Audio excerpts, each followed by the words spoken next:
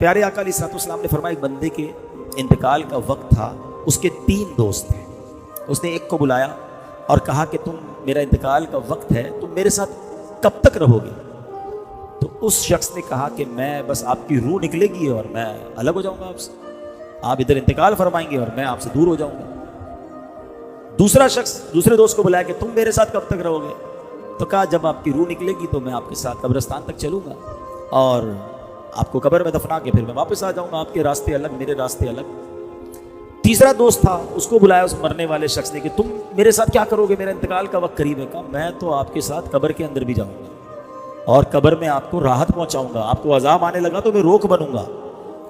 اب نبی پاک علیہ الصلوۃ والسلام نے فرمایا بتاؤ کون سا بندہ دوست اچھا ہے جو مرنے کے بعد قبر میں بھی کام آئے؟ نبی پاک نے فرمایا پہلا وہ شخص یا پہلا وہ دوست جو مرتے ہی تعلق ختم کر دے گا، وہ پتہ ہے کیا ہے؟ فرمایا تمہارا مال. دوسرا دوست جو قبرستان تک تو ساتھ آئے گا، فرمایا وہ تمہارے گھر والے ہیں، غسل، تدفین، جنازہ اس میں شرکت کر لیں گے، کچھ دیر تک تمہارا، کچھ دنوں تک تمہارا ذکر کر لیں گے، مگر پھر وہ بھی زندگی میں مصروف ہو جائیں گے.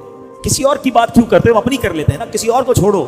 میرے والد والدہ کا، آپ میں سے کئیوں کے والد کا، والدہ کا، دادا دادی کا، نانا نانی کا انتقال ہوا، وہ بڑے دن بڑے تکلیف میں گزرے. اب کہاں یاد آتی ہے؟ کتنوں کو یاد آتی ہے؟ کب کب یاد آتی ہے؟ میں اور آپ بھی بھولی بسری داستان ہو جائیں گے. 2 4 6 دن 10 دن کو زیادہ مشہور آدمی ہوا تو سال 2 سال بس پھر ختم جناب، دنیا رکتی نہیں کسی کے لیے.